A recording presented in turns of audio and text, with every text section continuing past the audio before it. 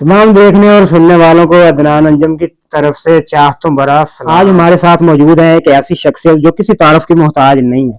इल्म और अदब के हवाले से इल्म के मैदान में इनकी बहुत सारी काविशें हैं, बहुत सारी कोशिशें हैं। तो ये सारी आपको हम बताएंगे, इनकी अच्छी और दिलचस्प बातें आपको सुनवाएंगे। वीडियो के साथ जुड़े रहना है आपने। इनकी उम्र भी माशाल्लाह 99 ईयर की हो गई है, माशाल्लाह 100 साल के करीब हो गए हैं। तो अभी माशाल्लाह अल्हम्दुलिल्लाह सेहतमंद हैं, तंदुरुस्त हैं। तो वीडियो के साथ जुड़े रहना आपने, तो इनकी दिलचस्प बातें आपको सुनवाते हैं। सबसे पहले तो हमारे नाज़रीन को ये बताएं ना कि माशाल्लाह इस 100 साल सेहत का राज क्या है, अभी तक आप माशाल्लाह तंदुरुस्त हैं। बिस्मिल्लाहिर्रहमानिर्रहीम। मोहतरम, सबसे बड़ी बात जो है अल्लाह की रहमत है, अल्लाह की मेहरबानी है जी। दूसरा, मेरी इसमें काविशें जो हैं वो मैं ये कह सकता हूँ कि सादा गज़ा, सादा गज़ा, सादा गज़ा, घर की बनाई हुई चीजें, बाजार की चीजें नहीं खाई जा सकती। सही है। हाँ, सादा गज़ा। वेजिटेरियन है ज्यादातर। हाँ, सब्जियां ज्यादा इस्तेमाल करते हैं, सब्जियां, देसी खुराक वगैरह, सादा खुराक, सादा खुराक। फास्ट फूड नहीं ना इस्तेमाल करते, फ्रूट खाते हैं। शाम के वक्त रोटी के साथ दूध जरूर लेता हूँ मैं, रोटी के साथ। सही है। गुड, ये मेरी पहले से। और उसके बाद थोड़ा सा गुड़ भी खाता हूँ क्या बात है, क्या बात डेली। सही है। यानी दूध के साथ रोटी हो, गुड़, थोड़ा सा गुड़। क्या बात है जी।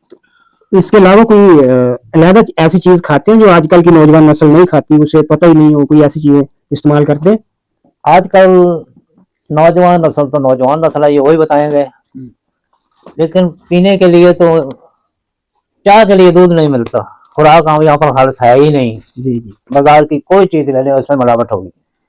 जी बिल्कुल। तो हम सादा गज़ा के मतलब मैं ये कह दूंगा कि हम सर्दियों को अलसी दी पिनियां बना के खाने हैं। जी जी, जिहड़ियां दूसरी दफा से शुरू की थी। सही है। अच्छा, जब पाकिस्तान अभी नहीं बना था 1947 से पहले, पाक हिंदू मुसलमान सारे इकट्ठे हुआ करते थे। उस वक्त भी स्कूल होते थे ऐसे जैसे आज होते हैं, उस वक्त भी पढ़ते थे लोग स्कूलों में। डिवीजन बहावलपुर, जिसको पहले रियास बहावलपुर कहते थे जी, ये डिवीजन बहावलपुर जो है, ये पहले इसका नाम रियास बहावलपुर था। सही है। ये नवाब बहावल विक्टोरिया ने 1724 ईस्वी में जी, ये खरीदी थी। सही है। उसके बाद सन 18 से लेकर 28 तक जी, इसका बंदोबस्त, दुआमे, मरबा-बंदी, नहरें, पुल वगैरह 10 साल में ये बंगले ये मुकम्मल हो गए। सही। सन 28 में फिर इसका आम ऐलान कर दिया कि किसी ने लामी पा ले, कोई आबादकारी शायद पा लेने, इसको तस्लीम कर दिया। सही। तो उस वक्त पूरी डिवीजन में प्राइमरी स्कूल की बिल्डिंग एक ही थी, एक ही किस्म की, 2 कमरे आगे बरामदा, पूरी डिवीजन में प्राइमरी स्कूल, डिवीजन बहावलपुर में, डिवीजन बहावलपुर में। कॉलेज तो था ही नहीं कोई। जी जी, तो प्राइमरी बिल्डिंग सिर्फ एक ही थी पूरी बारह वाला, ऐसा था ना बस। एक ही किस्म की, जी, जी। मुख्तलिफ जगह पर। जी जी, ठीक है। 135 बरात, 24 बरात, रेनुमा फतेह, 165 बरात, 12 वाला, ये प्राइमरी बिल्डिंग थी। ठीक है। उसमें हम पढ़ते थे। तो एक ही तरह की बिल्डिंग थी पूरी डिवीजन में। उसके बाद फिर ये मिडिल बने, मैशी मिडिल बने। अच्छा, जो पढ़ाने वाले उस्ताद होते थे वो मैं 135 बरात में प्राइमरी पास किया है। वो प्राइमरी बिल्डिंग आज भी वो अब खत्म हो गई है। तो हमारा उस्ताद जो था उसका नाम था प्रेमचंद। हिंदू था, प्रेमचंद था। सही है। ये सन 47 की बात नहीं, ये सन 42 की बात है। क्या बात है, क्या बात। तो अताउल्लाह शाह साहब बुखारी जब हिंदुस्तान में अंग्रेजों के खिलाफ तहरीक चला रहे थे तो यहाँ पर तशरीफ लाए थे 158वां मुराद में। सही है। तो वहां पर मैंने नात पढ़ी थी, मुझे बुलाया गया था। मैंने उस की मजलिस में 98 फतेह में उस वक्त मैंने नात पढ़ी थी, सन 42-43 में। हाँ, 43।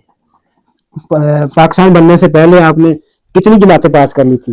पाकिस्तान बनने से पहले मैं 7वीं जमात में पढ़ता था इस डाला वाला स्कूल में। ये मिडिल स्कूल था। सही है। इसकी बिल्डिंग प्राइमरी की वो गर्ल्स स्कूल के कोने में थी। तो ये मिडिल स्कूल था। यहाँ पर हमारे हेडमास्टर साहब जो थे चौधरी गुलाम नबी साहब थे। सही है। इस मिडिल स्कूल के हेडमास्टर चौधरी गुलाम नबी साहब फैसलाबाद के रहने वाले थे। तो और मैं इसके मतलब ये भी कह सकता हूँ कि मेरे आने से पहले चौधरी गुलाम कादर साहब जो थे वो इस मिडिल स्कूल में थे और फिर वो अपने जाकर 132 साल में चले गए थे। आपने एमए हिस्ट्री किया हुआ है, सन 1972 में किया ना, मुकम्मल हुआ। हाँ। तो इतने साल लगा दिए एमए करने में। मैंने तो प्राइवेट 1947 से पहले तो आपने 7 जमातें पास कर ली थी। मैं डालावाला में मैं 7वीं जमात में पढ़ता था।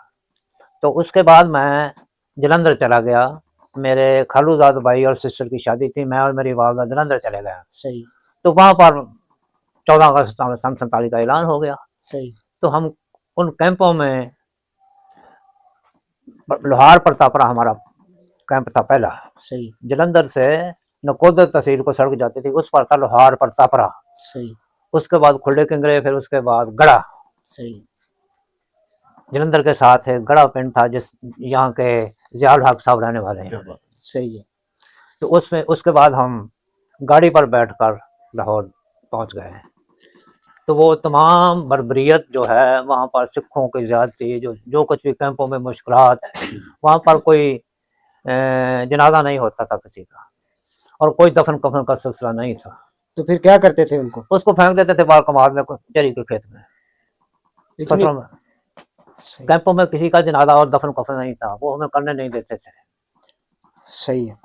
अच्छा, किसी अंग्रेज को आपने आमने सामने देखा है आपने? अंग्रेजों की हुकूमत थी ना? हाँ, अंग्रेजों की हुकूमत से। तो कभी किसी अंग्रेज को देखा है आपने वर्दी में? आप उससे बात की हो, देखा हो उसे? नहीं, मैंने सही बात तो ये कहूँगा कि यहाँ पर डीसी होते थे, वो डिस्ट्रिक्ट बहावल नगर जो था ना, ये पहले तहसील थी, उसके बाद ये जिला बना। सही है। तो वो यानी सही बात है कि मैंने देखे तो हैं, लेकिन अंग्रेज तो देखे हैं। सही। लेकिन वैसे कोई आला ऑफिसर से बात नहीं हुई। हाँ, उस वक्त हम छोटे थे, बच्चे थे। सही। हाँ। पाकिस्तान में जो पहला शनाख्ती कार्ड बना था 1973 में बना था, जुल्फकार अली भुट्टो साहब का था, जारी हुआ। तो अंग्रेज दौर में भी इस तरह का कोई कार्ड होता था शनाख्ती, या कोई सर्टिफिकेट होता हो? मैंने कहा कि ये ना कोई शनाख्ती कार्ड था, ना कोई कार्ड था। सही। ये तो मैं उसको खराज तहसीन पेश करता हूँ कि उसने हमें पाकिस्तान का शहरी बना दिया। जी जी। ये पाकिस्तान का शहरी होने की निशानी है हमारा शनाख्ती कार्ड। जी जी, बिल्कुल, बहुत दुनिया में। जी। इससे पहले तो हम पाकिस्तानी नहीं मालूम होते थे।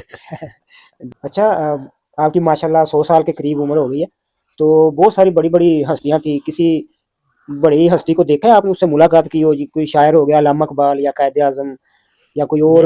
मैं आपको बताऊं, इकबाल तो सन 1938 में जी जी। दुनिया से सफर कर गए। जी। मैंने क्या देखना था उनको।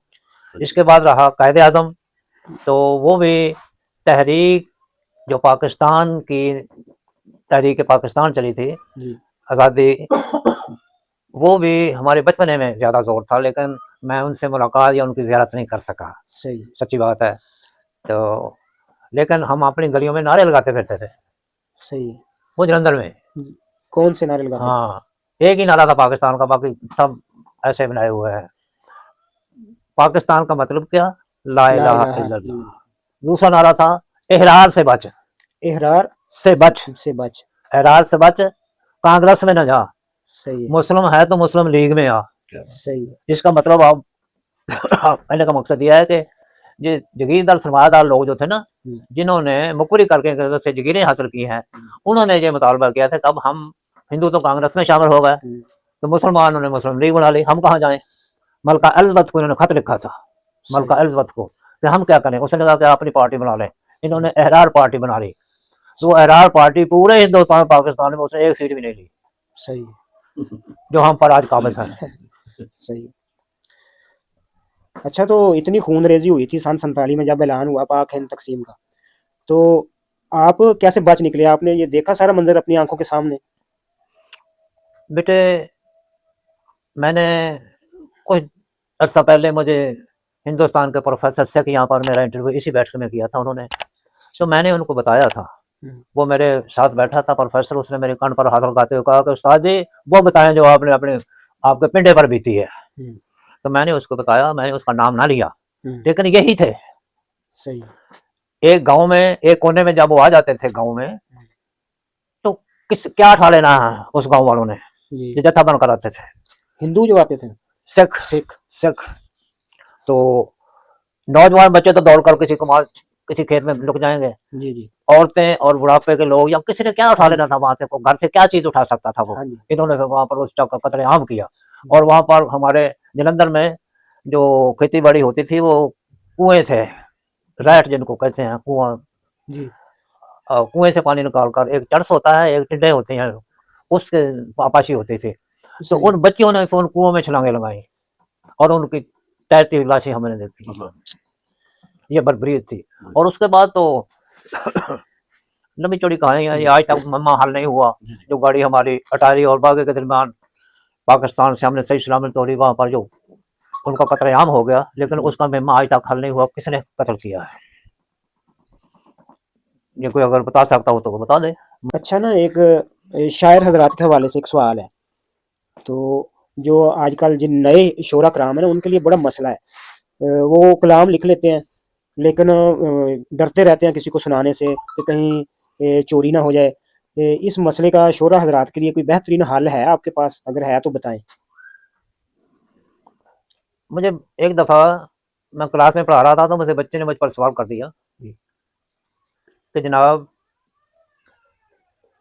बच्चे ने भी सवाल किया। फिर एक दफा मैं चिश्तियाँ बैठा था मियाँ मुमताज मताने के पास, वहां पर अखबारी नुमाइंदे भी थे, उनका कोई मामला था, तो मैं भी चला गया वहां पर। सही। वो मुमताज साहब ने, आइए आइए उस्ताद जी आइए बैठे। तो उन्होंने भी सुन लिया ये उस्ताद हैं। तो उन्होंने मुझ पर सवाल किया कि आप इकबाल के मतलब बताएं कुछ। जी जी। तो मैंने कहा कि आप तो बड़े बादब लोग बैठे हैं, मैं आपको क्या बताऊं।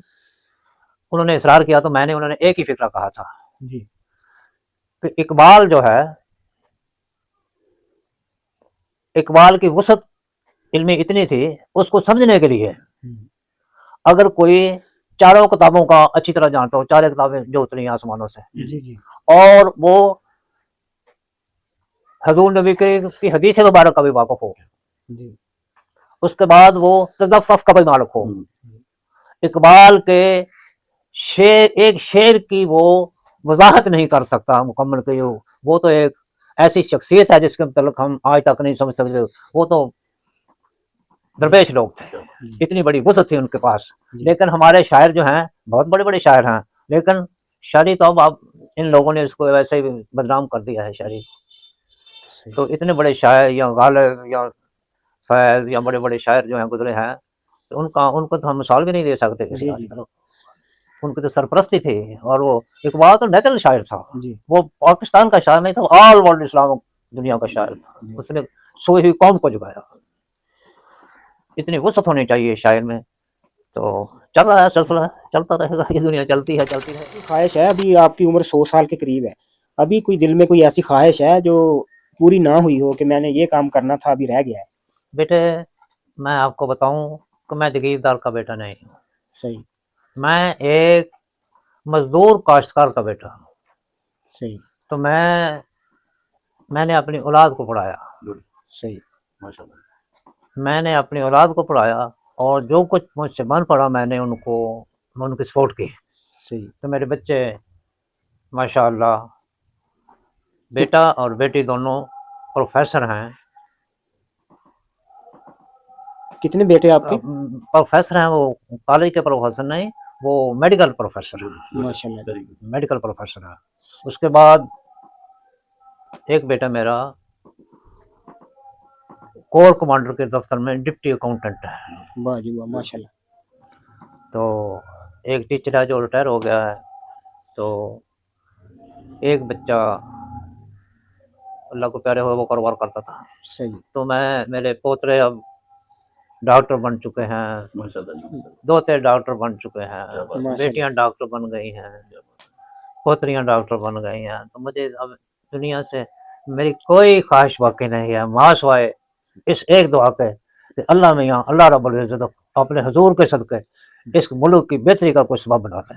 सही। आमीन। तो रहा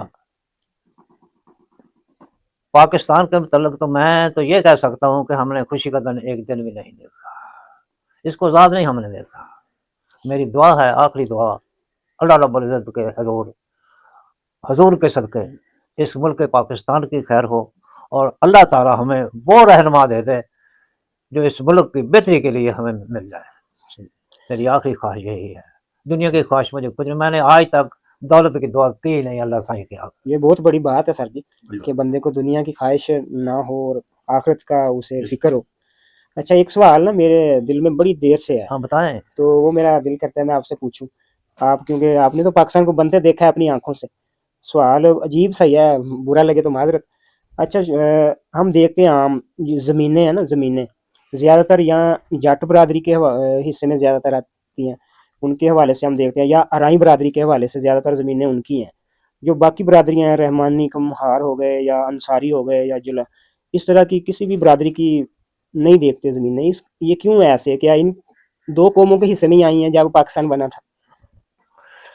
بیٹے بہت اچھا سوال کیا آپ نے, میں چاہتا تھا کہ آپ مجھ سے یہ پوچھیں. ویری گڈ سر, ویری گڈ. بہت اچھا سوال کیا.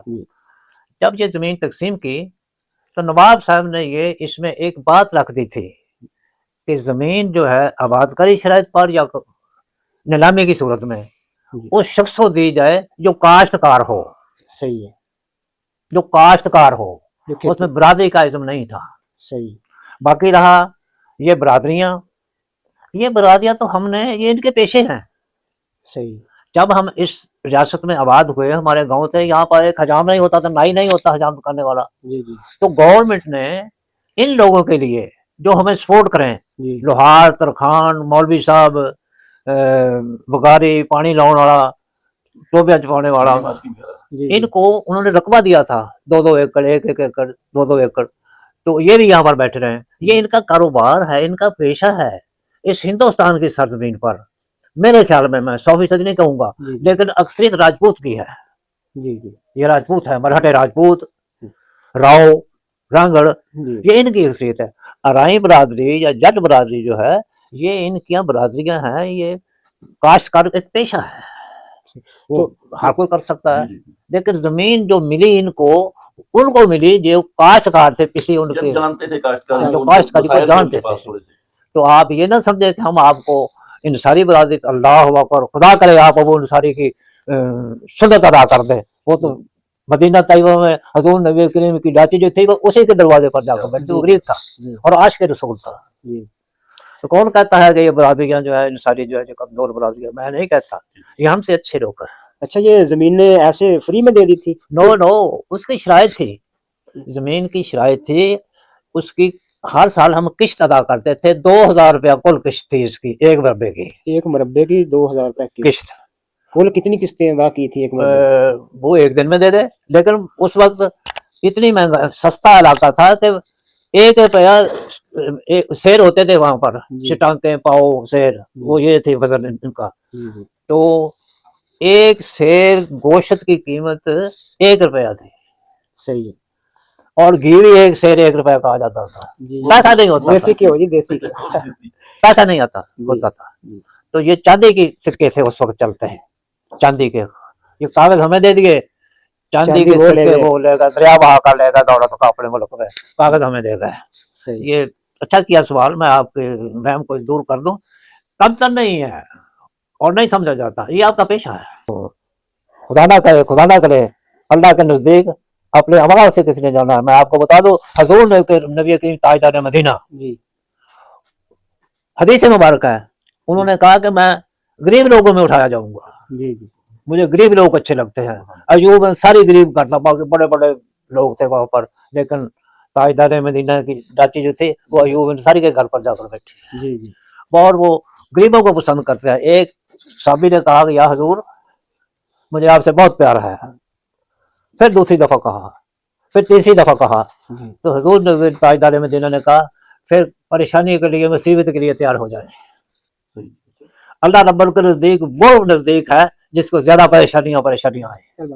حاجی محمد شفیع صاحب کی مزیدار باتیں کیسی لگی آپ کو کمنٹ باکس میں لازمی بتانا ہے.